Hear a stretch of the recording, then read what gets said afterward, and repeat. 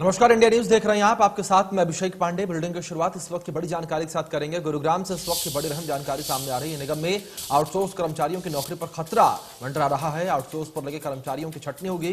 Commissioner ने outsource कर्मचारियों की सूची मांगी है। बड़ी जानकारी आपको दे रहे हैं। नगर निगम में आउटसोर्सिंग पर लगे हैं 4600 कर्मचारी।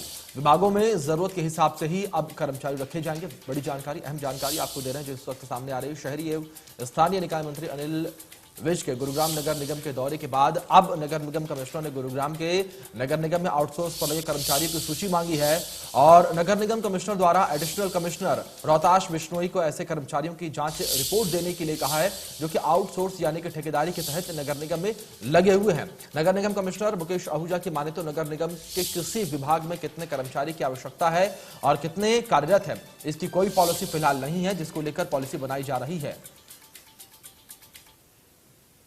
एक्चुअली मनसपुर कॉरपोरेशन गुरुग्राम में जितने भी लोग काम कर रहे हैं, कुछ तो रेगुलर बेसिस पे हैं, कुछ आउटसोर्स बेसिस पे हैं। पॉलिसी पार्ट 1 बोलते हैं।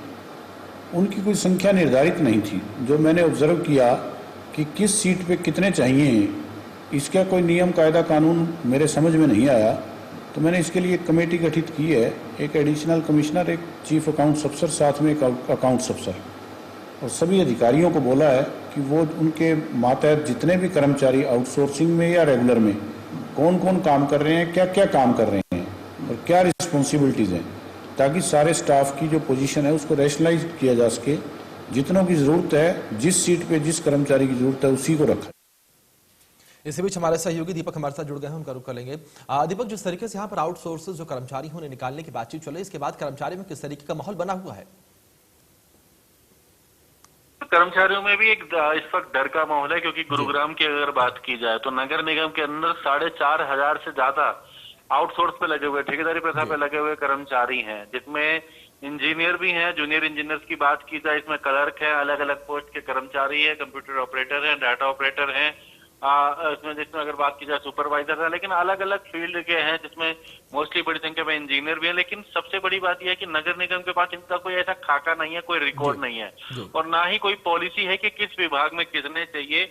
उनका कहना है कि जैसे जैसे किसी का अगर आया कोई ऐसा ज्वाइनिंग को लेकर कॉन्ट्रैक्टर ने रखे तो ये रखते चले गए, और ऐसा भी कोई रिकॉर्ड नहीं है कि किस डिपार्टमेंट में कितने की आवश्यकता और कितने लगे हुए हैं। तो इसी को लेकर के हाल ही में अगर बात करें, क्योंकि कैबिनेट मंत्री जो कि शहरी एवं स्थानीय निकाय मंत्री हैं अनिल विज, प्रदेश सरकार में गृह मंत्री भी हैं, उन्होंने नगर निगम का दौरा भी करा, तो काफी डिटेल उन्होंने विभिन्न विभागों की मांगी थी। और उसके बाद अब नगर निगम इसको लेकर सतर्क हो गया है हर विभाग को लेकर के। इसमें सबसे पहले नगर निगम कमिश्नर ने ये डाटा मांगा है कि कितने ऐसे कर्मचारी हैं जो आउटसोर्सिंग से लगे हुए हैं और इनको किस विभाग में कितने लगे हुए हैं, किसी में ज्यादा किसी में कम, ऐसी शिकायतें भी हैं।